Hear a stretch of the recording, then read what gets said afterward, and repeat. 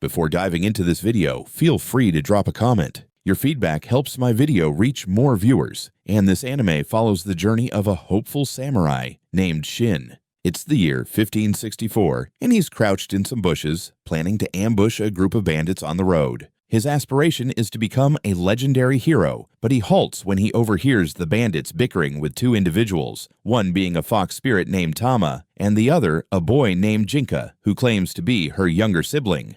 Tama stands up to the bandits, urging them to abandon their criminal ways and seek honest livelihoods.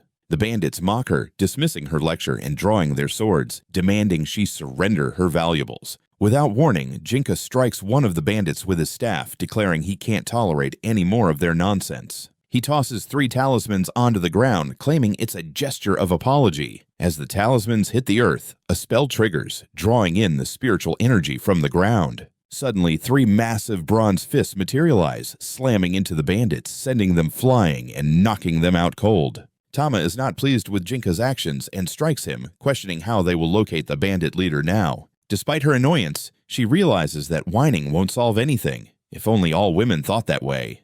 But unlike ordinary women, Tama resolves to press on.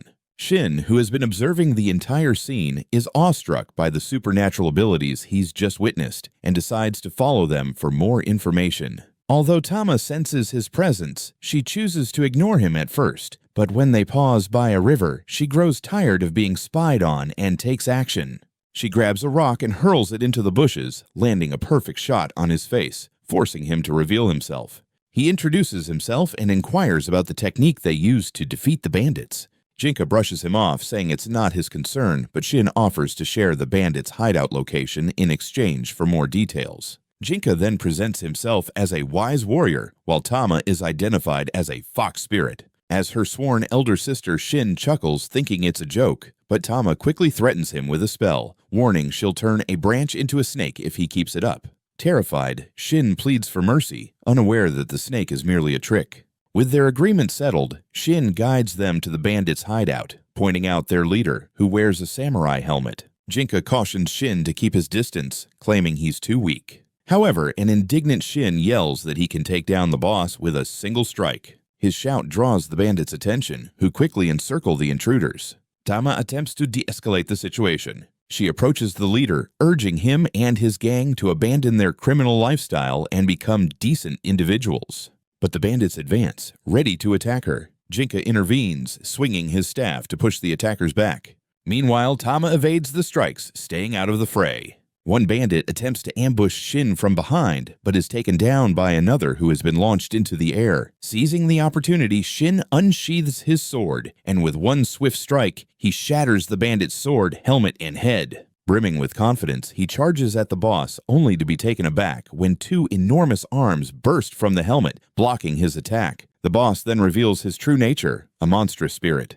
Tama and Jinka instantly recognize they're facing a spirit. Tama asks Jinka if he can defeat it, to which he replies affirmatively. As long as he channels her power, the spirit strikes first. Tama then bites his hand, allowing his spiritual energy to flow out with his blood. Jinka then absorbs the blood and energy, transforming Tama into a temporary human, and then into an incredibly powerful fox spirit. The spirit leader commands the bandits to attack, but Jinka easily dispatches them with a mere swing of his staff, as the spirit attempts to strike him with its massive arms. Jinka dodges and leaps high for a counterattack, and despite the spirit's resistance, he amplifies his strength and brings it down. Shattering the helmet, he then reverts to his normal form alongside Tama. Finally, he sends the souls of the former spirit and the human who controlled it to the afterlife, leaving Shin still in shock from the spectacle to ask Tama why they are doing this. She explains her fondness for humans, stating she dedicates herself to ridding the world of evil, whether they be spirits or humans. Conversely, Jinka admits he prefers spirits and despises humans, yet he follows Tama as her younger brother. She proclaims that together they are the brothers who will reform the world, leaving Shin utterly perplexed.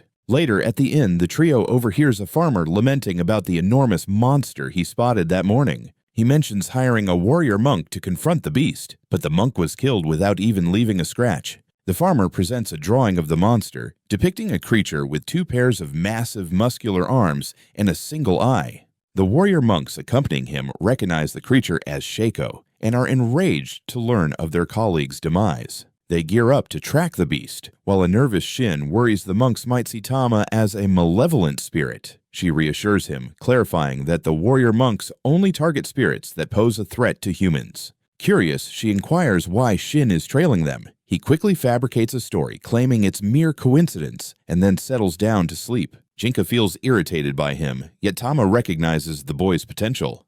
The following morning, Shin rises later than intended and finds that the spirit brothers and warrior monks have already departed from the inn. He dashes after them, discovering the two factions glaring at one another with palpable animosity. He decides to conceal himself and watch. The warrior monks argue with Jinka, who suspects that the creature known as Shako may have already claimed lives, but he believes that's insufficient reason to pursue it. Before he can go too far, Tama interjects, asking the monks if they have any insight into why Shako is attacking humans. The monks respond that they've been instructed to keep everything confidential, leading to a stalemate between the two groups. Out of nowhere, a massive, muscular arm emerges behind Shin. Panic sets in as he realizes it's the monster Shako. The monks rush to confront the creature, with one of them shoving Shin to safety. Using their spiritual abilities, the monks attempt to ensnare the monster, but their strength falls short. Shako breaks free from the Zamar and pushes them back, prompting Tama to ask Jinka for assistance. Jinka charges at the beast, striking it with his staff while skillfully evading its attacks. He tosses several talismans into the air, summoning his bronze arms to ensnare Shako, but just as he prepares to land the final blow, he feels a strain. In that moment, he catches the two unconscious monks and bolts away at remarkable speed, leaving Shin behind. Desperate, Shin chases after them, and they pause at a forest hut to rest. Shin questions how Jinka manages to look unfazed after carrying two adults and running so much. Tama remarks on his uniqueness, mentioning that his master trained him rigorously, emphasizing that Jinka can handle a lot of burdens. The monks are taken aback to learn that Jinka's master is Koko, a legendary warrior known for defeating numerous evil beings. But Tama seizes the moment, demanding the monks disclose everything they know about Shako. Inga, a senior monk, resolves to reveal the truth. He clarifies that Shako is a spiritually enhanced human created by the Dangai Temple. The temple aimed to transform humans with high spiritual potential into artificial spirits to boost their combat abilities, but the creature from a grotto spiraled out of control. Furious, Shin learns that it escaped and slaughtered an entire village as he grew up believing the weak should not survive and vowed to gain strength at any cost. He grips Inga's collar, demanding to know how they could dare turn a grotto into a monster. The monks reply that Shako was utterly ineffective and the temple had offered her a home, but with countless deaths attributed to her, they now have no choice but to eliminate her. Tama steps in, commanding Shin to cease, and informs the monks that she and Jinka will handle the situation. Inga hesitates to agree, but ultimately relents, allowing the spirit brothers to merge their powers for the spiritual transformation. Tama lets out a small groan as Jinka absorbs her energy, evolving into an immensely powerful fox spirit. At that moment, Shako appears, and Jinka immediately launches an attack. Despite unleashing his full strength, he fails to inflict significant damage, and Shako counters, preparing to unleash a spirit cannon. Jinka reacts swiftly, summoning a bronze punch that shatters Shako's attack and even lands a hit. The strike obliterates Shako's monstrous features, rescuing the human girl trapped within. Curious, Shin approaches the girl, while the monks declare their intent to return her to the temple. Indignant, Shin nearly draws his sword against them, but Inga concedes, admitting he stands no chance against Jinka. Tama checks on Shako, warning the monks they will face consequences for conducting illegal human experiments. Inga attempts to argue, but Jinka reassures him that he could take on the temple's 300 monks single-handedly, if necessary. When Shako regains consciousness, she has no recollection of her time at the temple. She recounts returning home with vegetables when her father sold her to a monk. He promised her a place to belong and enough power to stop being bullied. Her last memory is of being put to sleep in the mountains, and Jinka explains everything that transpired, while Tama comforts her, assuring her that she no longer needs to worry. Afterward, Shako leads the group to the temple's headquarters, and Jinka prepares to confront the monks, but Tama instructs him to merely intimidate them and deliver a lecture. They enter the temple where the warrior monks, led by Inga, launch an attack on Jinka. He employs a trick, allowing them to strike a paper doll instead of him, while the real Jinka appears on the roof, summoning a massive bronze fist that takes down several monks. Inga pulls out an old pistol and shoots Jinka in the leg. Despite this, Jinka moves with incredible speed, taking down the monks one by one, and as he prepares to strike Inga, a group of monks gathers energy for a spirit cannon, catching him off guard and hitting him directly. The result is a colossal explosion, yet Jinka emerges unscathed. He blows away the smoke from the blast, and then attacks the monks with a gigantic bronze arm. Tama and the others observe the battle from a distance, and she uses her fox ears to realize that Jinka has already passed through the gate and entered the temple. Shin is intrigued, having thought she transformed into a human by giving her power to Jinka. She shows him her 2 pairs of ears, human and fox, reminding him of her true identity. Meanwhile, Jinka approaches the temple's secret laboratory when a group of senior priests arrives. The head priest, Jens, spots Jinka and is displeased that the monks at the entrance allowed a simple boy like him to enter. He opts not to confront him directly, instead sending another monk who morphs into a goblin. He lunges at Jinka, seizing him. The goblin monk attempts to choke him, but Jinka transforms one of his tails into a wooden arm to grab him. He constricts the monstrous monk, but he's already drained a significant amount of spiritual energy. Inga and her companion arrive, questioning Jinka's eagerness to assault their laboratory. Yet Jinka realizes they're merely stalling for reinforcements. Still, he needs a breather, so he complies with their requests. Jinka proclaims his intent to steal their research to refine his master's spiritual transformation technique. He aims to become a genuine spirit, unlike his current temporary form or the unstable technique the monk previously employed. Having rested enough, he sets off for the secret facility, only to find his instanding guard. Jinka leaps into the air, ready to demolish the building, but suddenly it starts to tremble and lift off the ground. A colossal stone spirit has fused with the building's foundation, and at Izan's command, it sends Jinka crashing into a nearby mountain. His spiritual transformation reverses, and when Tama returns to her usual form, she fears Jinka might be unconscious or worse. At that moment, another priest arrives to escort Shako back to the temple. This priest is also spiritually enhanced, transforming into a hybrid of wolf and bear. His voice resonates with Shako, triggering a flood of memories from her time as a spiritually enhanced human. Shin rushes to save everyone, kneeling and pleading with the wolf priest to let them go, insisting they're just ordinary travelers caught in chaos. He loosens his grip, and Shin embraces him, continuing to plead for their lives. Tama urges him to leave, but he implores her to either run or save him.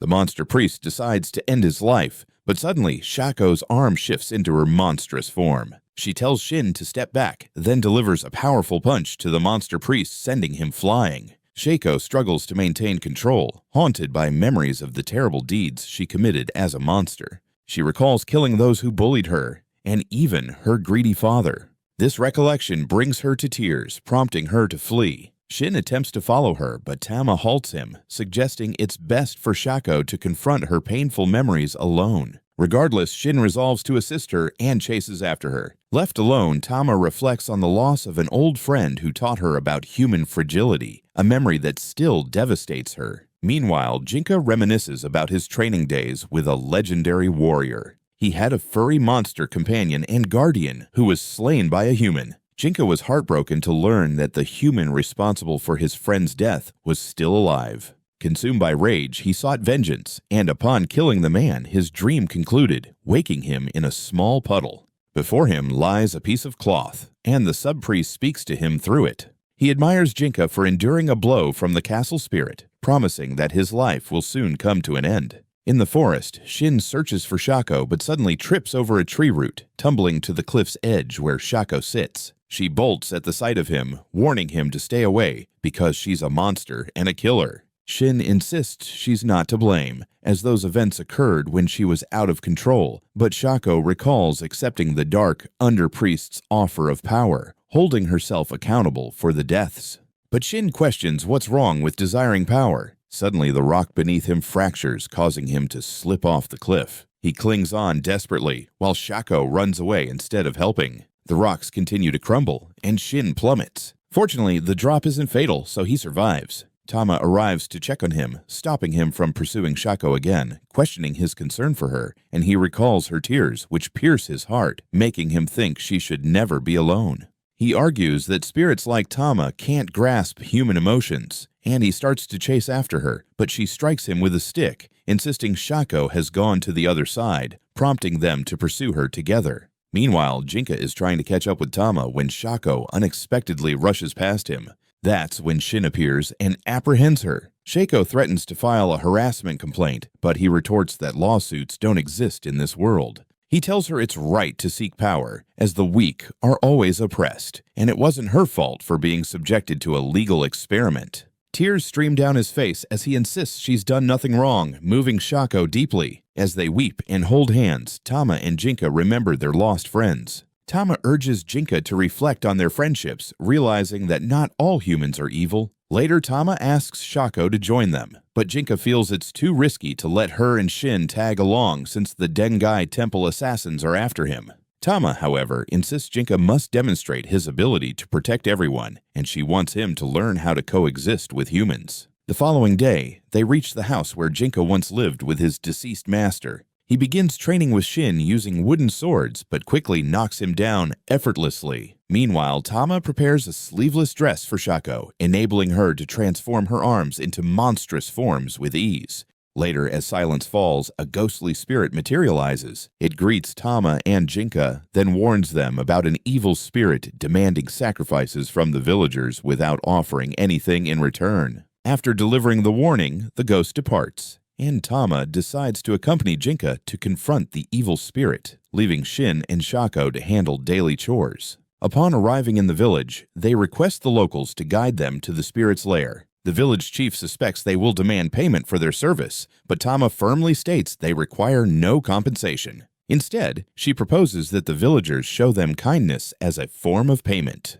The villagers then send a boy to lead them to the spirit's hiding spot. On their way, the boy throws a fit, lamenting that the spirit has devoured his mother and curses her for not arriving sooner. Hearing this, Tama slaps the boy, reminding him they are there to help, and if he has time to complain, he should focus on getting stronger. Soon, they reach the lake where the spirit resides, and the creature claims it consumes villagers to spare the village from ruin. Tama, however, demands an apology or else face the consequences. In retaliation, the spirit hurls a massive mudball at her, but Tama remains unfazed. She simply waits for Jinka to rescue her and the boy in time. Now he tells the spirit that no one can save it, as it dared to attack his sister. Surprised, the spirit spits out the woman it had swallowed earlier. Fortunately, she is still alive, but the spirit uses her as leverage to ensure Jinka doesn't attack. Suddenly, the boy kneels, pleading with the spirit to release his mother and take him hostage instead. Tama then turns to Jinka, stating he must make a decision. Jinka plans to disregard the hostage and eliminate the spirit, but hesitates upon seeing the boy's tears. Out of nowhere, another figure appears, slicing through the spirit and rescuing the woman. This newcomer remarks that the student of the legendary warrior is not what he anticipated. The man is a disheveled samurai who, after landing before Jinka and Tama, reveals he is an assassin dispatched by the Dengai Temple. He declares he will take the mother and child hostage, forcing Jinka to fight for their lives. With no other choice, Jinka accepts the challenge.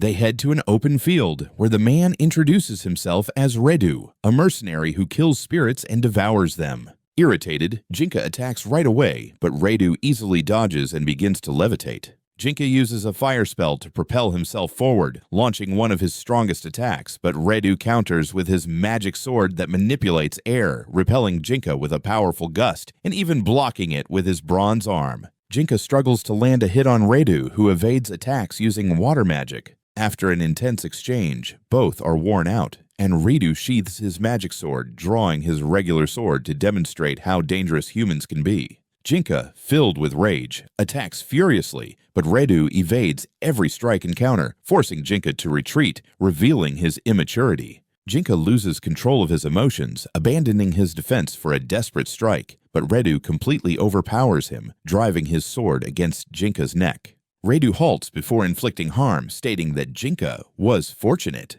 Frustrated, Jinka collapses to his knees while Redu mocks him, suggesting Tama should knock some sense into him. On the return journey, Jinka is clearly crushed by his defeat. The next day, he isolates himself by the river until Shako arrives to summon him for breakfast. He attempts to ignore her, but she pulls him by the neck. At that moment, a priest from the Dengai temple appears with a challenge letter. He demands Jinka fight Redu once more, this time with his life at stake. The priest warns that the Yamato family will face destruction if he refuses to fight, and Jinka retorts that he cares little for the family that abandoned him, but the priest just laughs, insisting he must fight to save them. Upon returning home, Tama asks Jinka what his plans are, and he states he doesn't care about the Yamato family, but he won't accept being defeated by a human again.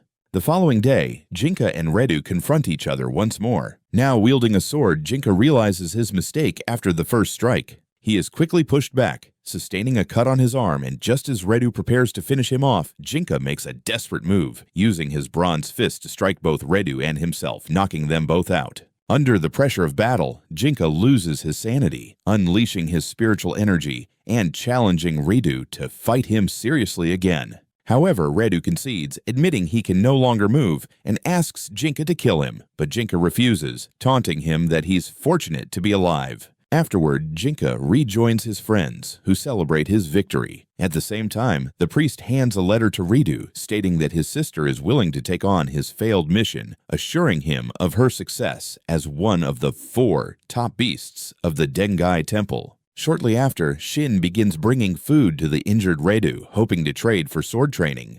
Tama and Jinka trail him quietly, but Jinka's loud shout startles Shin, who quickly tries to clarify that Redu is no longer his foe. Jinka is aware of this too, and opts to take the injured samurai to his home, providing him with a cozy place to recuperate. In that space, Redu discloses that his clan possesses greater spiritual strength than regular humans, which motivated him to become a spirit hunter, while his sister chose the path of a nun at the temple. The priest warned him about his sister's frailty, claiming her life depended on their whims. Under this threat, they coerced him into doing their bidding. But after his defeat, they revealed that his sister is now among the 4 leading beasts. Now, Redu cautions Jinka that his sister, known as Haigan, will pursue him, advising him to get ready. Tama calculates mentally and realizes that Haigan is a spiritually enhanced human, just as a tree monster suddenly crashes into their home, flopping onto a bed and stating that a woman expelled him,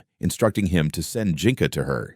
Everyone quickly deduces that this woman must be Haigan, prompting Jinka to storm off in anger to confront her. Redu and Ashako choose to join him, leaving Shin responsible for the spiritual guests in the house. Jinka and the others arrive at the hilltop where Haigan awaits them. She expresses joy at her brother's survival, but Jinka interrupts, demanding that she initiate the battle. Tama shares her abilities with him, enabling his transformation. In response, Haigan raises her skirt and begins her own transformation, a massive stone hand replacing her legs, promising to take her brother to a peaceful place after he completes his mission. Jinka feels prepared to confront her, but Ashako rushes ahead. Ashako introduces herself as Kagan, the spirit bound within a human girl, addressing Haigan's spirit as Sojin and questioning if he doesn't recognize her. At that moment, Tama and Jinka realize that the temple is creating spiritually enhanced humans by sealing spirits within them.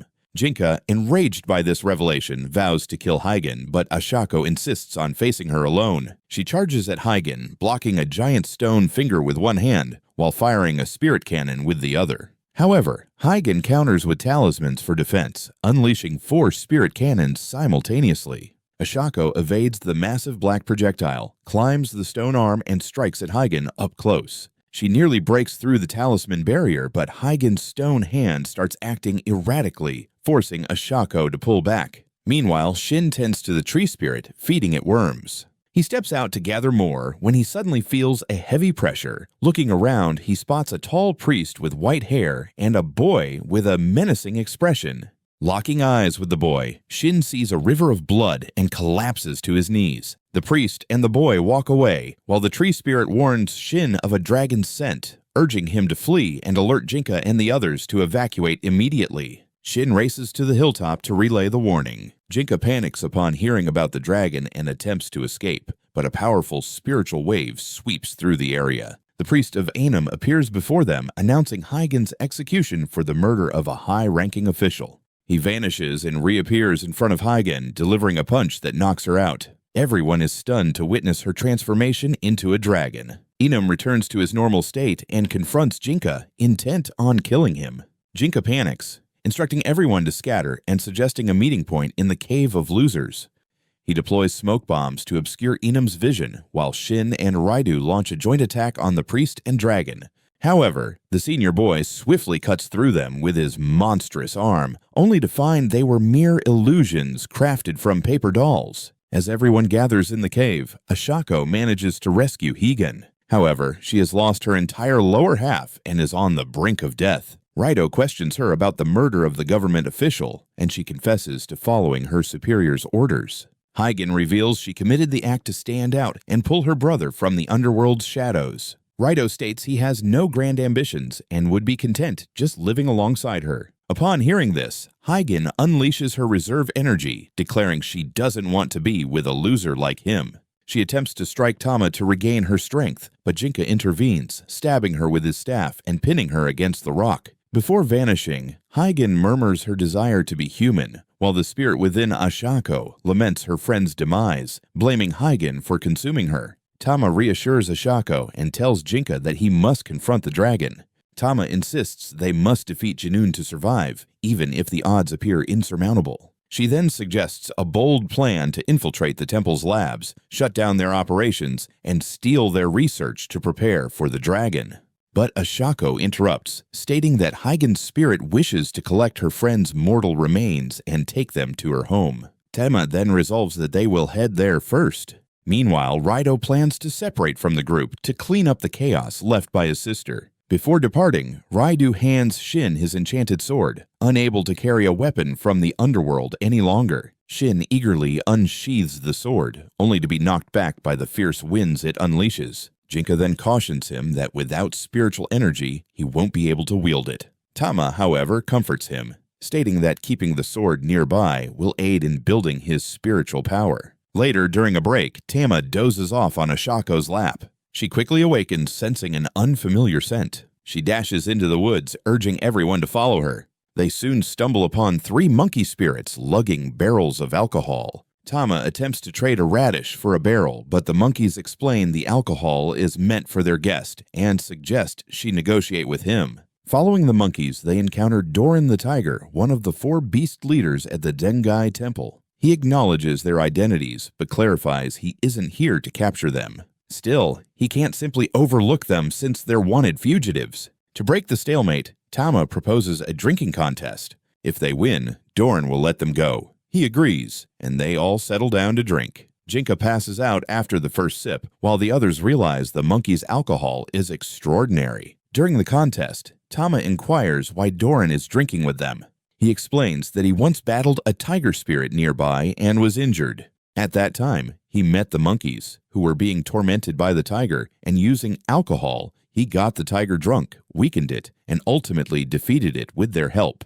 Since then, they've been close allies. Doran, still enjoying the camaraderie, tells Tama she can ask him anything. Seizing the moment, she asks about Dynam's weakness, and he reveals that Dynam can't handle spicy food. Despite this, Doran asserts that he alone can take down Dynam, as they've been rivals for ages. The drinking contest continues late into the night, with Shako being the only one to outdrink Doran, forcing him to concede. The next morning, everyone wakes up with hangovers except for Dinka and Shako. Before they depart, Doran tells Dinka that next time they meet, they'll have to settle things. After that, the group resumes their journey and soon arrives at a village shielded by a barrier. Shako explains that Kagan wants to pass through the village, as it's the route to her hometown, but she doesn't know how to breach the barrier. Tama asks if there's a way through, and Dinka suggests creating a small opening for one person, but Tama opts to negotiate first by leaping through the gap. She finds the village deserted, with no signs of a trap.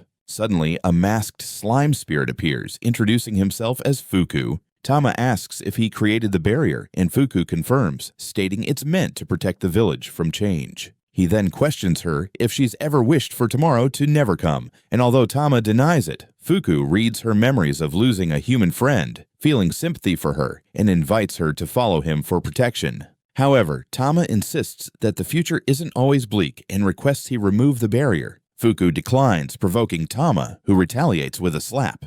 Fuku flees and Tama chases after him. Upon opening a house door, Tama is confronted with something horrifying, leaving her shocked and heartbroken. She calls out to Fuku for a calm discussion, explaining that while she is grieved for her friend, she has found new companions and is now content. She asserts that Fuku cannot halt the passage of time and urges him to fulfill his duty to protect the villagers, even if they have all perished. The spirit feels sorrowful now, but Tama embraces him, saying he did his best. She expresses gratitude to Fuku for trying to save her as well, and the spirit's eyes well up with tears. The spirit states it has no one left to safeguard, so it vanishes, marking the end of its role in this world, and the barrier fades away. Outside, Jinka and the others wait patiently when suddenly another assassin from the temple arrives to eliminate them. He introduces himself as Hizin, one of the 4 beast leaders. Hizin believes Jinka can't transform with Tama present, so he prepares to draw his sword, but Jinka stops him.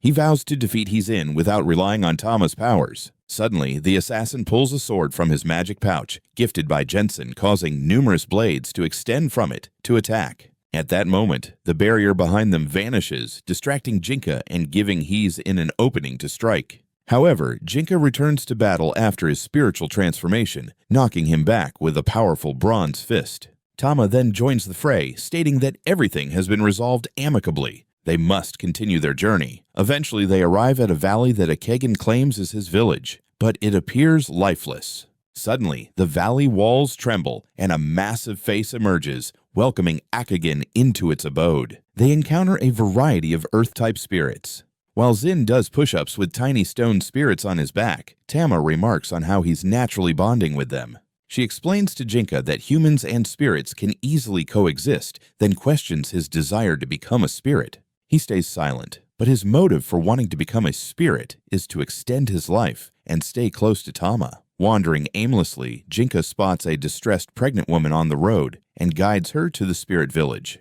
They converse with the enormous stone face, the village elder. He permits the woman to remain in the village until she gives birth, and Jinka has made her swallow talismans, allowing her to see all spirits as human. Tama decides they will also stay with her until she is ready to depart. Later that evening, Zin practices his sword swings at the valley's peak, and Shako comes to watch. She questions whether it's truly necessary for him to gain strength so quickly, to which he responds that everyone else has accomplished great feats, leaving him feeling weak. She reminds him that he was the one who saved her during her escape. Suddenly, she blushes, and after saying this, she attempts to flee. However, Kagan halts her, as she has business with the boy too.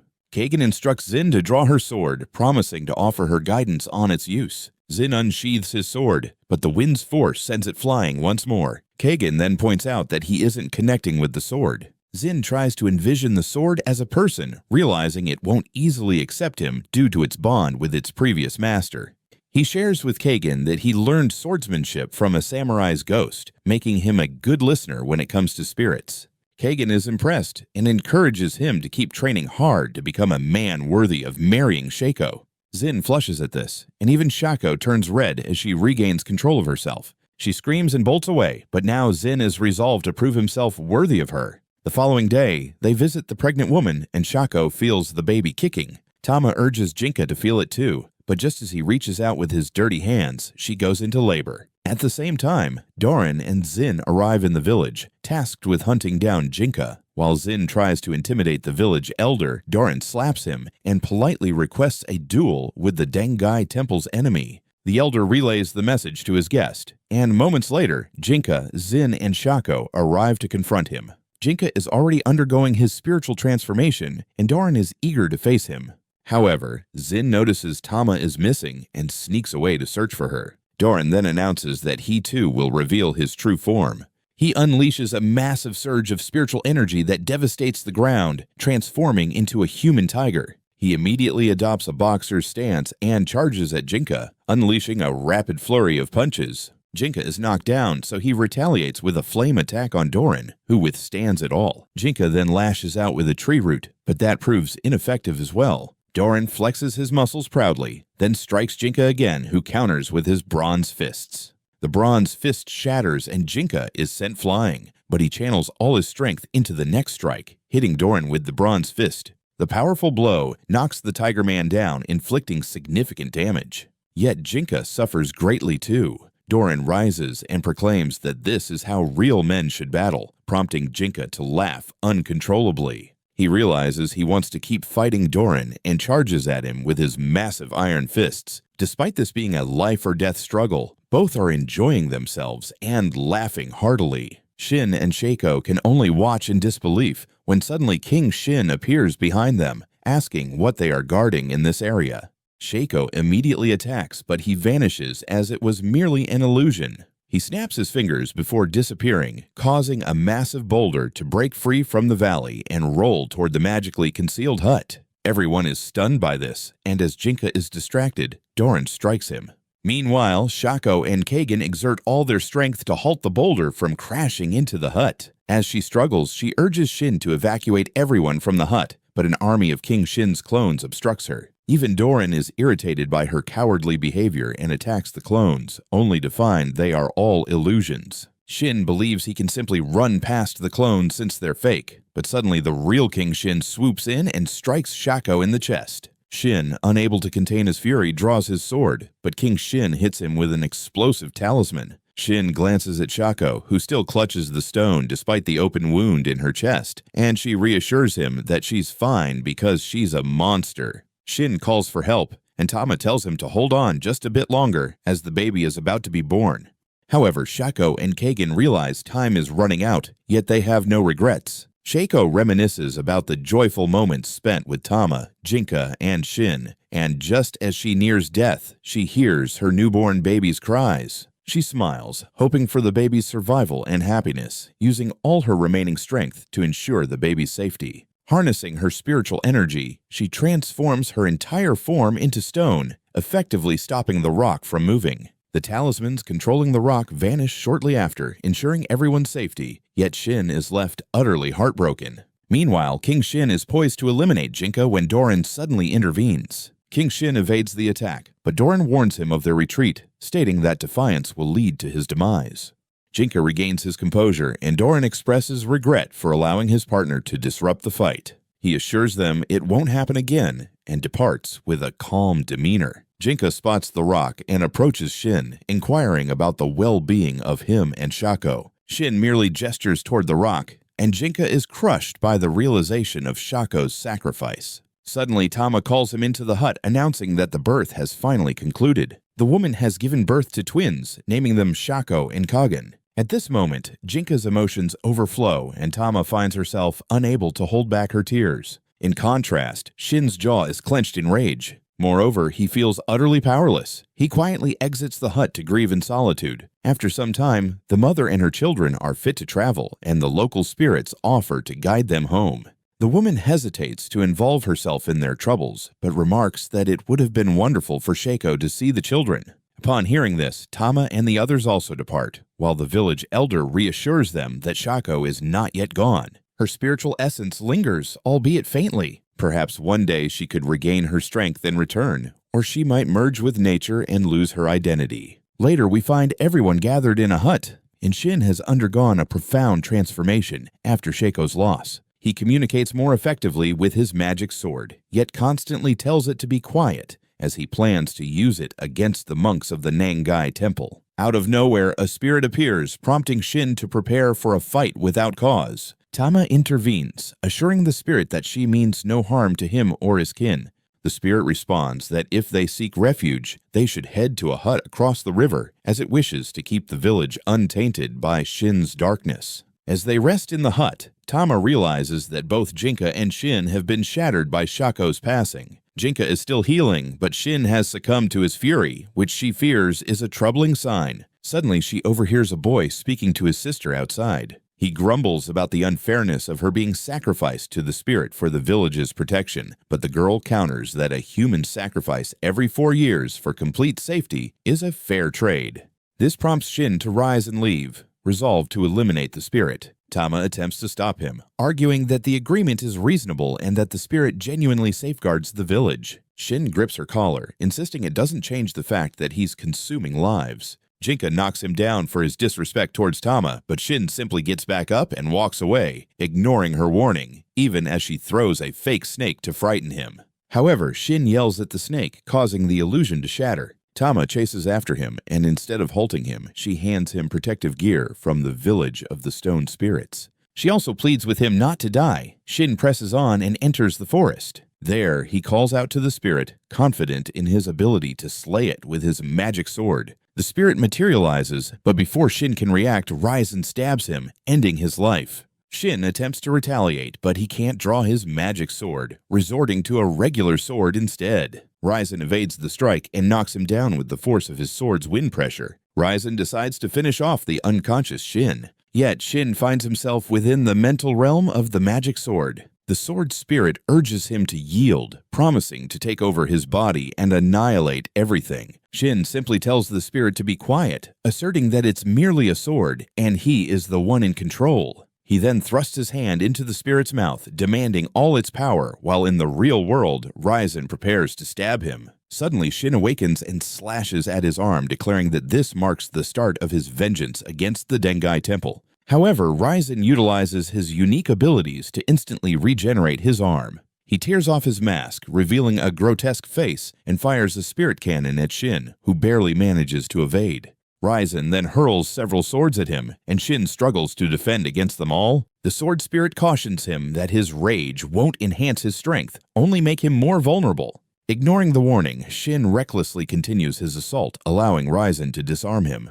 But Shin retaliates with a powerful sword strike, landing an uppercut on Raizen and sending him crashing to the ground. He jumps in, throwing punches, but has to back off as Raizen unleashes another spirit cannon. Raizen rises, vowing to kill everyone when suddenly the village's guardian spirit leaps onto him, smashing his head into the ground. The spirit soon perishes, and despite his confusion, Shin seizes the moment. He grabs his sword, ready to finish Raizen, fueled by the desire to avenge Shaco. Yet Shaco's voice echoes in his mind, and an illusion of her and Kagen appears before him.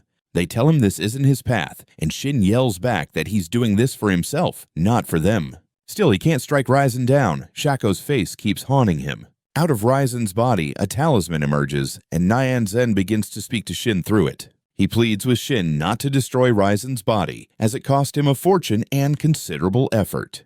He then commands Raizen to return immediately, threatening to activate his self-destruct sequence. Shin and Raizen lock eyes, both declaring that their battle is far from finished. But before Shin can act, Raizen tosses a smoke bomb and vanishes. Later, Shin finds himself back in the village, still uncertain about his quest for strength. A villager approaches, asking if he was the one who defeated the guardian spirit. The man laments the village's fate, but Shin counters that the villagers must defend it themselves. Instead of relying on others, the villager complains that no one knows how to wield a sword, prompting Shin to angrily tell him to perish if he can't grow stronger. Even in conversation with Nereza, he feels adrift, unsure of his life's direction. He crosses the bridge and spots his friends waiting for him. They decide to leave the village swiftly, fearing the villagers might turn against them. Before departing, the girl Shin saved from sacrifice expresses her gratitude. That night, Tama asks Shin about his next steps, and he vows to grow strong enough to avenge Shako and prevent the Dangai monks from ruining more lives. While Tama and Jinka sleep, Shin tirelessly practices his sword technique. The following day, they enter a creepy valley where two massive spirits known as Tengu greet them alongside their alluring leader. She reveals that the Tengen group opposes the Dangai temple and expresses her interest in forming an alliance. The woman invites them to follow her, introducing herself as a mountain goddess along the way. She offers to take them to a safe haven where they can relax and evade the Dangai Dragon Man. Shin questions the wisdom of her wandering without a bodyguard, but the goddess insists she requires no protection. She suggests that Jinka, with his fairy eyes, should sense her strength, but Jinka seems indifferent, unaware of her true power. The mountain goddess leads them to her secret lair, a cave adorned with shimmering crystal pillars. Meanwhile, in another part of the valley, the dragon priest Jin-un and his aide Senya arrive at the entrance, seeking passage from the Tengu guards. The guards refuse, stating they have orders to prevent intruders, but Jin-un is determined to press on. He commands Senya to engage the guards, and the boy transforms his arms into deadly weapons. With the Tengu dispatched in an instant, Jin-un feels pleased with his apprentice's skills, but suddenly the fallen Tengu morph into crows, revealing the illusion. Senya realizes he was tricked, but Jin-un believes this will aid his growth. Back in the cave, Tama and her friends sit atop the tallest pillar, and the mountain goddess tells them they can ask any question. She reveals she learned about them from the stone-faced elder, an old friend of hers. Though she appears friendly, Tama senses the goddess has an ulterior motive and urges her to be direct. The mountain goddess requests their help to awaken Tazen, a castle-like spirit guarding the Dangai research facility. She explains that Tazen is also a mountain god, but the Dangai priests have brainwashed him into servitude. She claims a strong blow will restore him, but the group doubts it's that straightforward. The mountain goddess reassures them that she will handle some of the heavy lifting, but they must take her to Tazen. She insists this is a beneficial deal, as it would strip one of the Dangai Temple's 3 main powers. Jinka speculates that the dragon is the second power and inquires about the third, to which the mountain goddess responds that it's a spirit named Kuzunoha, sending chills down Tama's spine. Jinka seeks more information about Kuzunoha, prompting the mountain goddess to begin her tale. She recounts that many years ago, a man joined the Dangai monks, dedicating his life to research. One day, he was tasked with subduing a 9-tailed fox named Kuzunoha, but upon seeing her, he fell hopelessly in love. Kuzunoha reciprocated his feelings. The man then betrayed his team for her, and they became a couple. That monk was Janzan, now the head priest of the Dangai temple. Tama is utterly stunned by this revelation, and when Shin and Jinka glance at her, she sheepishly admits that Kuzunoha is her mother, making Janzan her stepfather. The mountain goddess narrates that Janzan claimed Kuzunoha was defeated in battle, but in truth, he concealed her and spent years seeking ways to transform spirits into humans. Everyone comes to the realization that the spiritually enhanced humans are merely failed versions of Janzan's experiments, prompting Shin to vow revenge. Tama concurs, mentioning her mother was foolish in love, so they should brace themselves for her too. Out of nowhere, a swarm of crows descends upon them. A girl leaps over them, landing squarely on Shin's head. She alerts the mountain goddess that the dragon man is deep in meditation, trying to break her confusing spell. Shin lashes out at the girl for her lack of an apology, but when she turns, she spots Jinka and instantly falls for him. Jinka turns her down immediately, stating she's human and he prefers monster girls, then questions her presence. The mountain goddess shares that she once met a girl and chose to adopt her. She introduces the girl as Rinzu, her apprentice and assistant. The goddess then conjures an image of Danime in meditation, planning to play a trick on him. She dispatches a female spirit to tempt him, and Danime quickly shields his disciple's eyes from the indecent sight. After enjoying the spectacle for a moment, he yells for her to leave. In that instant, the girl morphs into Waxenum, her true form, and escapes. The goddess chuckles at this and instructs all spirits in the valley to distract the dragon, giving her new allies time to train. Tama notes the time is limited, prompting the goddess to slow down time in their location for uninterrupted training. She clarifies that their potential has no limits and sends them off for individual training. First up is Jinka, who is directed to an open area. He encounters his master, Koko, while the mountain goddess remarks that Koko was a notorious pervert who always pursued her, and her scoldings ultimately helped him become one of the strongest wise warriors. Next, she calls for Rinzu and proposes a challenge. If Rinzu defeats Jinka, she will earn a spell that binds him to her forever. Rinzu is thrilled, and the goddess warns Jinka to give it his all, as neither can die in this realm. Without hesitation, Rinzu conjures a massive axe and charges at Jinka before he can brace himself. She severs his arm, leaving him in shock, but he soon realizes it has returned to normal. Baffled, he dodges her strikes while trying to comprehend the situation. Rinzu then morphs the axe into a hammer, then a giant paw, attacking him in various ways. Jinka senses she's holding back, so she unleashes explosive talismans at him. As Jinka evades, the mountain goddess decides to inform him about his fairy eyes. She explains that those with special spiritual powers are born with fairy eyes, and such individuals always come into the world as twins. Rinzu gets sidetracked, imagining another handsome Jinka exists, allowing him to strike her on the head. He's not shocked by the tale either, having already met his twin brother, who lives happily with their parents. The goddess reveals that when twins with fairy eyes lie together, evil spirits surround them, which is why Master Koko suggested his parents send him to her. Jinka screams, questioning why he had to endure hardship while his brother lived in comfort. The goddess merely laughs, stating his reaction proves he remains human. She expresses sympathy for him, commenting on his truly unfortunate existence, but Jinka counters that despite the struggles, he has experienced joy, so he doesn't see himself as unhappy. Suddenly, something within him shatters, revealing the goddess enveloped in a powerful spiritual aura. She congratulates him for finally embracing his role in the world, which is the key to unlocking the potential of his fairy eyes. Now Jinka perceives everyone's spiritual energy, including Rinzu's. He realizes her explosive talismans lack power, and dodging is no longer necessary. He also senses his own aura, understanding that he sees people's souls, revealing no distinction between humans and spirits. Rinzu continues her assault, but he simply holds her hands, asking her to yield. She immediately surrenders, clinging to him and smiling. The mountain goddess informs him that he has passed the test, but more training awaits. Meanwhile, Tama's challenge involves sharpening her spiritual power to walk across a lake. The mountain goddess creates a clone to distract her, causing her to lose concentration.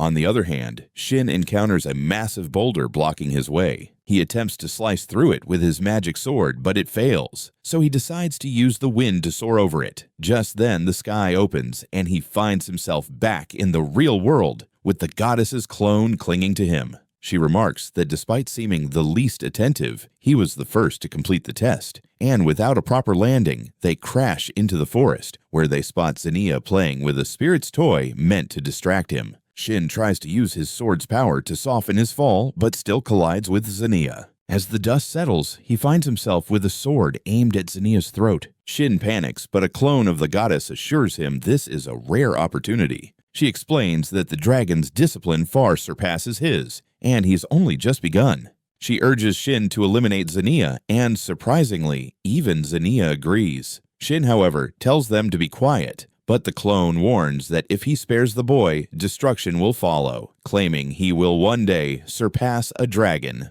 She notices the multitude of spirits imprisoned within Zinnia, hinting at her potential to truly become a demon. Shin, filled with horror, begins to weep, realizing the temple has transformed a boy into a monster. Zinnia rises, weaponizing his hand, while Shin simply asks him to hurry. Zinnia swings his arm but refrains from harming Shin. Instead, he crushes the toy he was using, cursing his fate before fleeing. The clone commends Shin for allowing the future Spirit King to survive, insisting they must resume their training. The mountain goddess declares that Jinka's training culminates in a battle against the dragon. Jinka panics, claiming there's no way that can happen, but she persists, and he concedes he might have a slim chance of victory, to which the goddess agrees, stating he just needs a miracle. She sends him directly to Dinan, who is enjoying a peaceful lunch. Jinka tumbles into the river, swept away by the current, while Dinan ponders if this is yet another illusion. Meanwhile, Tama removes her clothes, which become heavy and cumbersome each time she plunges into the lake. She aims to enhance her spiritual power by remaining on the lake as long as possible, but loses her footing upon hearing that Shin and Jinka have passed their test. Upon surfacing, the goddess's clone informs her that she could train in this realm for 1,000 years, presenting her with two choices. One option is to succeed, while the other leads to madness from relentless effort. Tama settles down to meditate, determined to maximize her time. Later that evening, Shin and Jinka return to the hut, where Rinzo's clone explains that today's training has prepared them for unforeseen challenges. Suddenly, Tama enters, appearing distant as if reuniting with friends after ages. The clone announces that they are now prepared to launch an assault on the Dengai temple headquarters. In the meantime, she will cast a spell on the mountain to keep Dinan occupied for several days. However, Tama argues they should seize this opportunity to defeat Dinan first, but the clone insists they aren't strong enough yet. Nonetheless, Tama has devised a plan, believing this is the perfect moment to execute it. Once the clone and Rinzo depart, Tama reveals her intention to bring the mountain goddess into battle against the dragon priest. The boys doubt her plan's success, but Tama is confident, as the goddess sees value in their lives. Otherwise, she wouldn't have invested so much effort into their training. The following day, they head towards Dinan's location.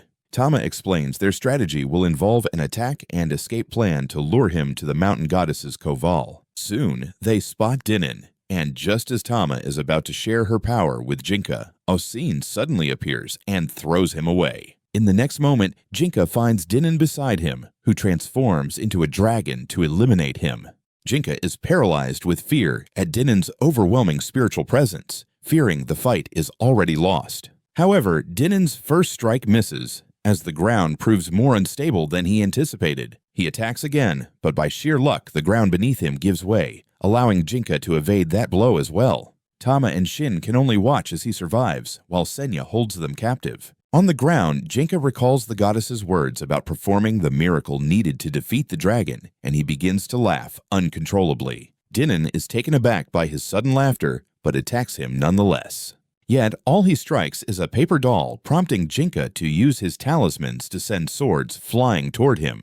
Dinin shatters them all with a single kick, realizing the Jinka behind him is merely an illusion. He suspects Jinka will strike from above, but that's also a ruse, as the real Jinka appears next to Tama and whisks her away. He drinks her blood, transforming into a spirit. This time, he boasts 5 tails instead of 4, as Tama has enhanced her spiritual capacity after a decade of meditation in that strange realm.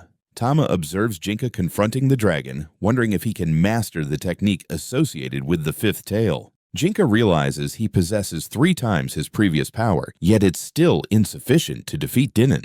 Dinin offers him the chance to strike first, and Jinka transforms his 5th tail into a massive sword for the attack. Dinin easily dodges, only to find Jinka has vanished from his sight. He used the giant sword as a diversion to sneak up behind the Dragon Man, executing his finishing move that harnesses the power of the 5 elements. Jinka launches a colossal sphere filled with explosive spiritual energy at Dinin, who retaliates with an explosion of dark spiritual energy, rebounding the attack. As the smoke dissipates, both Jinka and Dinin are revealed to have lost an arm. Jinka bleeds heavily, fearing for his life. This fear unlocks his hidden potential, manifesting a 6th tail made of lightning. Dinin realizes he poses too great a threat to be left unchecked and leaps high into the sky to finish Jinka with a decisive kick. Jinka also unleashes his lightning bolt at him, but before they can clash, a clone of the mountain goddess intervenes, halting their confrontation. With a simple flick of her finger, she pins Jinka down and conjures a hill along with sturdy vines to ensnare Dinin. She warns them to ease up on their attacks or they risk damaging her mountain. Sanya is taken aback by how effortlessly she halted her master's final strike, while Shin believes Tama's strategy has succeeded, bringing the mountain goddess into the fray. She acknowledges this, telling Jinka they've made her aware, but then reveals her darker side, warning that involving her in this conflict will have severe consequences. In that instant, Dinin unleashes his might, obliterating the hill that had restrained him. The goddess's clone informs him that victory against her is impossible, using her overwhelming spiritual pressure to demand an apology and retreat.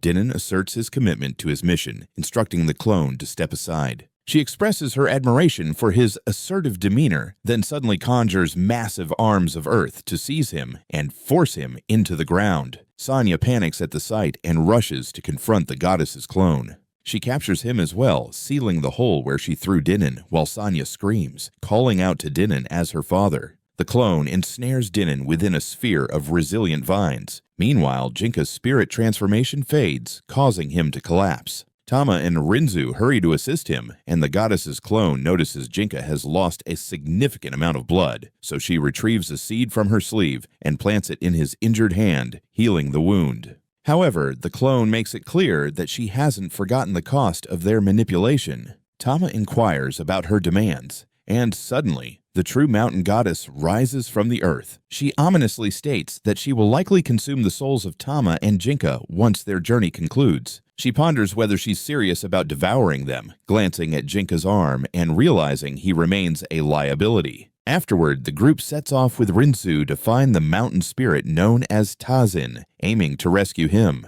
Meanwhile, the high priest discovers that Dinin and Sanya have been captured, and that Jinka and his companions are closing in. The high priest informs Doran that even though Jinka is injured, he will likely emerge stronger. Doran, thrilled at the prospect of a battle, advises the high priest to diversify his forces, as depending solely on Durham won't be viable long-term. He departs to prepare for the upcoming conflict, while the high priest contemplates whether to release the next group of spiritually enhanced humans. Soon, Doran encounters the second group, who refer to themselves as the 10 Saints. They challenge him to a duel, asserting their superiority and claiming he is no longer necessary in the temple. Doran shifts into his tiger form while the 10 Saints take on their beastly shapes. However, Doran defeats them in mere minutes, grumbling that the new generation is far too weak. Meanwhile, Jinka finally regains consciousness after being out cold since his clash with Dinan. He appears disheartened by the loss of his arm but surprises everyone by embracing Tama and declaring her plan a success. He feels relieved that they managed to sideline Dinan at the cost of just one arm, Tama. Yet, he lacks the heart to inform her that the mountain goddess intends to consume her soul. Rinzo thinks her demeanor is masculine, but Jinka can't even recall her name. Shin is perplexed by Jinka's ability to laugh after losing an arm. But Tama clarifies that they have no option but to accept their fate. She urges Shin to smile as well, but he insists he has no right to, since he couldn't save Shaco. Tama attempts to comfort him, suggesting that Shako might still return to life in a few centuries, and Shin agrees that would be quite nice before leaving. At that moment, Jinka asks him to pick up some cookies on the way. Jinka remarks that despite losing an arm, he feels in peak condition. Tama concurs, stating they will continue their journey the following day. The next morning, Rinzo distributes talismans to the group, instructing them to inscribe their names on them. She clarifies that this will enable her to utilize her summoning technique to call upon them in times of need. Jinka doubts her capabilities, while Shin struggles to grasp the concept. Rinzo decides to demonstrate her skills by summoning a raven from her mountain, astonishing everyone. She also intends to use the talismans to summon other spirits willing to fight against the Langjai Temple. However, Tama forbids this, emphasizing that their battle is for justice and world reform, not revenge. Rinzo then agrees to summon other spirits only in cases of dire necessity. The group finally reaches the Dengai Temple headquarters, deciding to enter through the front gate once more. Before that, Tama calls Jinka aside for a private moment. She exposes her shoulder, inviting him to drink her blood, which will significantly enhance his spiritual power. As Jinka approaches, he reveals his aspirations. If he can fully transform into a spirit after acquiring the Dengai's research materials, his dream is to marry Tama. Tama's cheeks flush as Jinka reveals his wish to marry her. She attempts to lighten the mood, joking that she needs to grow up first. Otherwise, the onlookers will find it quite inappropriate. Jinka nods in agreement and leans in, biting her shoulder. A unique chill runs through Tama, prompting Jinka to fully transform into a spirit, now sporting 6 tails. They head back to the group, resolved to storm the Dengai Temple together. With everyone having their own matters to address with the monks, they encounter Doreen waiting at the main gate. The other monks are stationed to guard the alternate exit, acting swiftly. Doran shifts into his tiger form, marking the start of the battle. Jinka charges with a bronze punch, but Doran effortlessly breaks it, retaliating with a fierce strike that sends him crashing. Jinka attempts to strike with his staff, but it proves ineffective. He tries again with another wooden tail, but Doran sidesteps and sends him flying with a precise punch. Meanwhile, Shin, nearing his breaking point, spots a clone of King Shin lurking in the shadows. Without a moment's pause, he draws his sword and slashes, instantly destroying the clone. From a distance, the real King Shin chuckles, taunting Shin to join him in battle. He quickly retreats, and Tama warns Shin not to call for help if he finds himself in trouble. Back in the fray, Jinka attempts to strike Doran with his lightning tail, but misdirects his energy, giving Doran an opening. They trade blows, while Doran reflects on his past fears of being a lesser fighter. He recalls pursuing Dinam, a far stronger foe, and realizes that despite Jinka's greater energy, he can still prevail.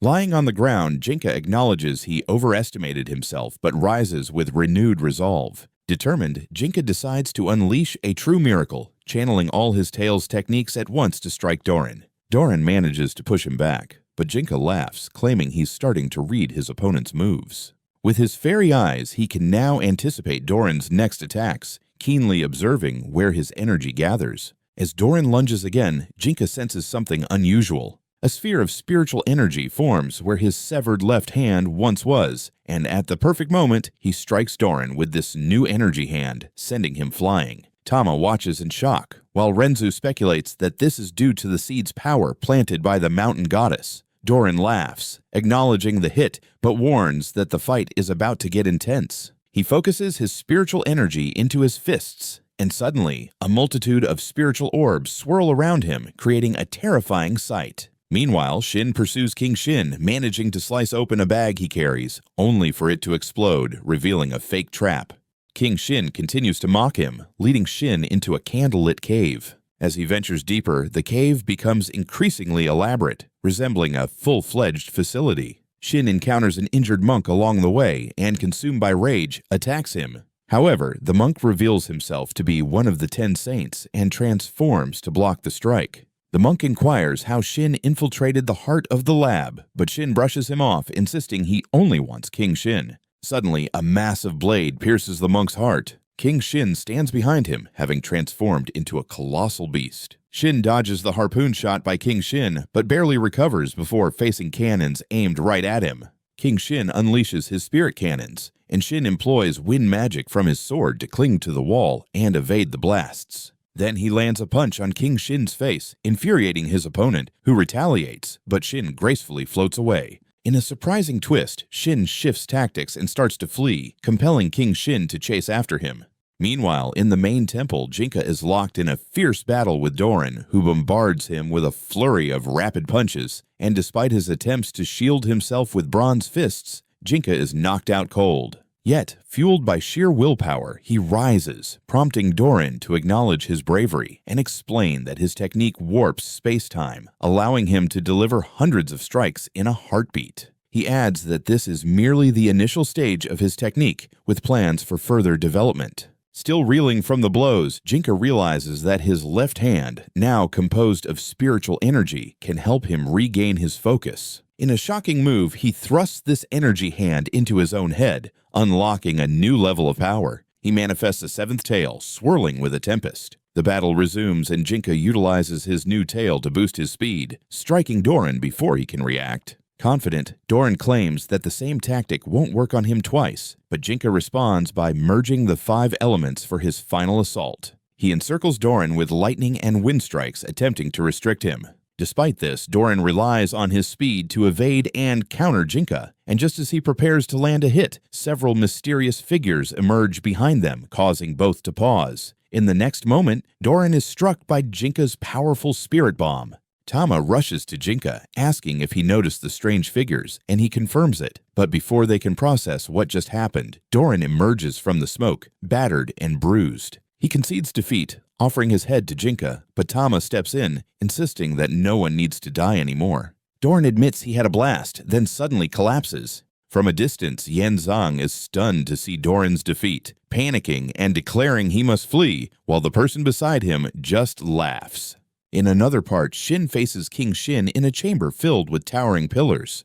He maneuvers around the pillars to evade King Shin's strikes, while his magic sword suggests they move to open ground for maximum power. Engrossed in conversation, Shin narrowly avoids a hit from King Shin's spirit cannons. The magic sword takes charge, urging Shin forward, prompting King Shin to create a hole in the ceiling. The sword propels Shin upward, but King Shin pursues him with jet thrusters in his mechanical suit. In the realm of heaven, the battle rages on. Shin and King Shin clash swords, while the magic sword philosophizes, urging Shin to look skyward and shed his earthly desires. Motivated, Shin channels all his energy into a single strike, cleaving King Shin and his armor in two.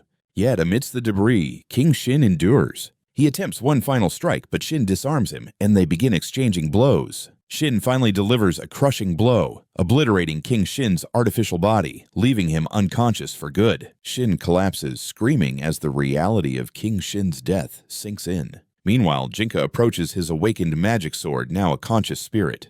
Tama suggests Shin should return home to rest, but he refuses, stating he won't rest until the monsters behind the spiritually enhanced humans are dealt with. As they walk, Shin inquires if Jinka still wishes to become a spirit, and they both agree that spirits and humans share a common essence. Jinka reveals he has discovered a method to transform into a spirit, but Tama forbids any alterations to his brain.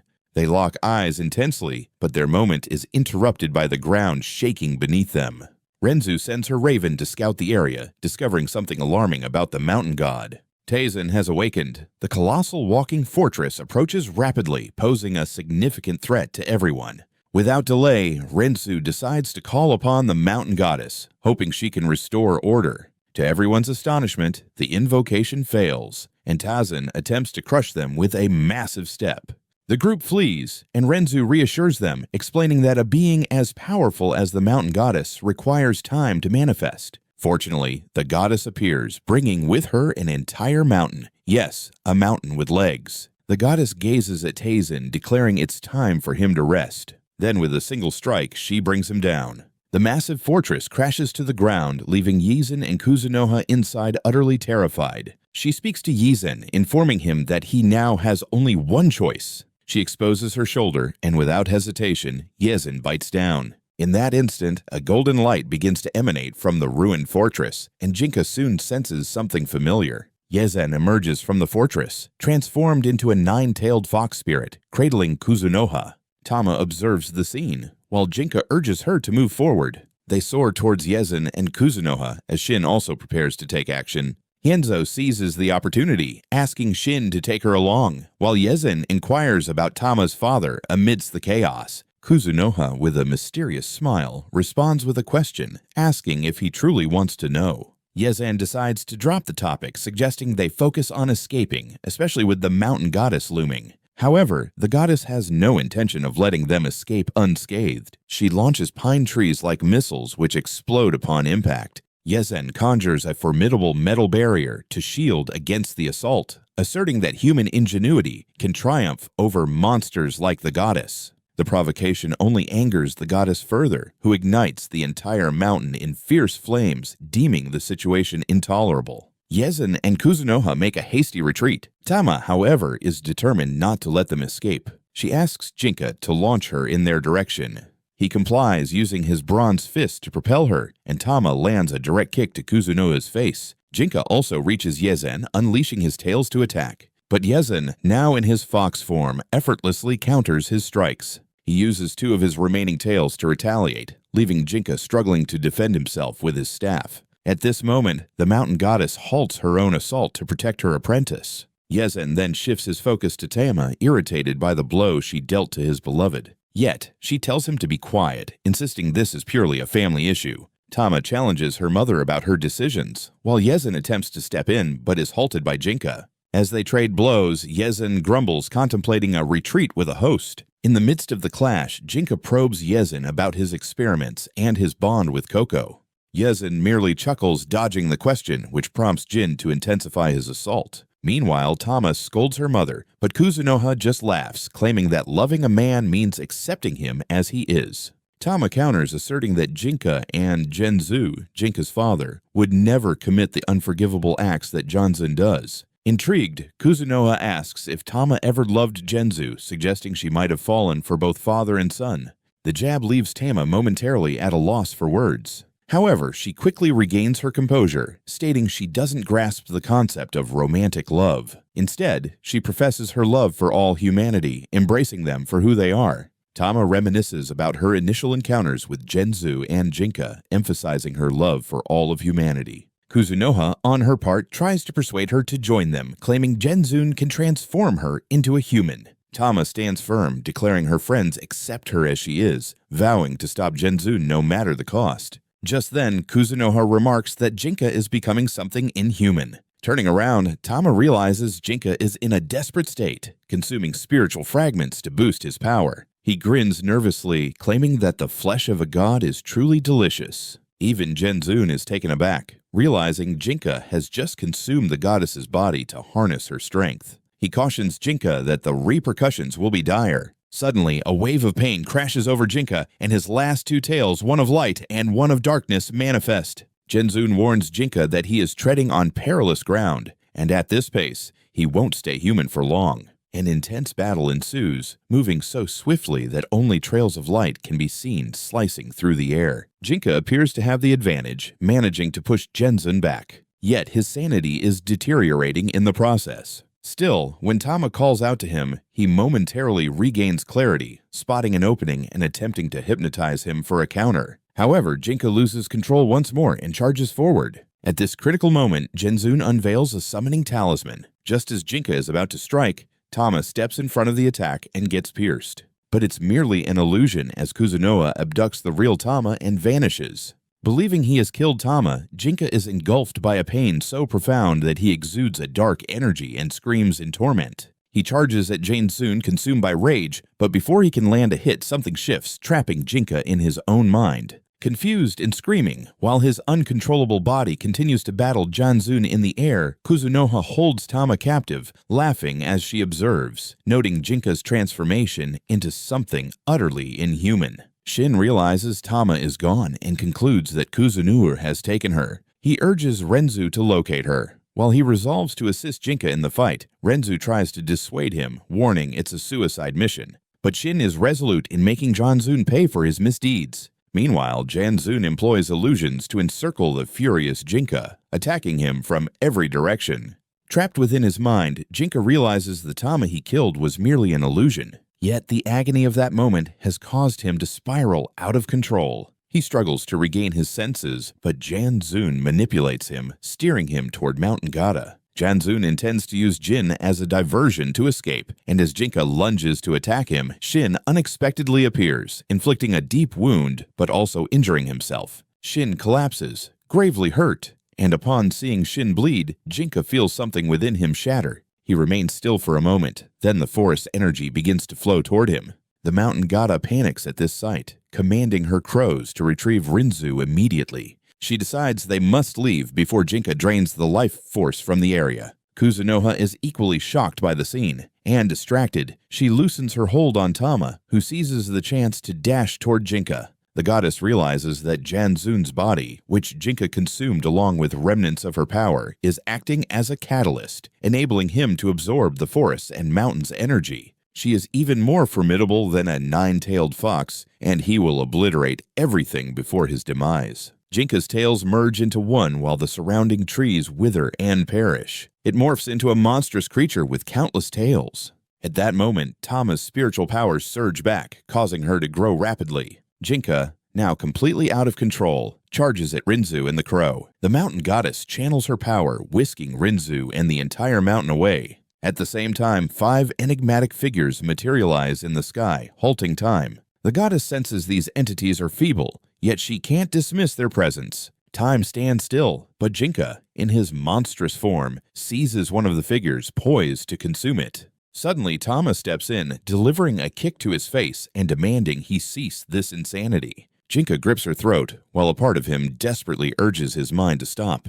Tama looks into his eyes and cracks a joke, calling him beautiful even as he chokes her. Her words spark a flicker of control within Jinka. He releases Tama, who embraces him, reminding him of his promise to marry her once he became a spirit. Tears welling up, she expresses her joy at his words and kisses him. Yet Tama feels Hinzo's call through the talisman she received. Against her will, she is drawn away with Shin, vanishing before Jinka. In that instant, her energy blast detonates, wreaking havoc and obliterating the mountain goddess's transmission dummy. Days pass and Shin is still mending from his wounds, while a determined Tama embarks on a quest to find Jinka. Hinzo worries as even the mountain goddess couldn't locate Jinka after the explosion, but Tama remains convinced he's alive and vows to seek him out, even if it means going solo.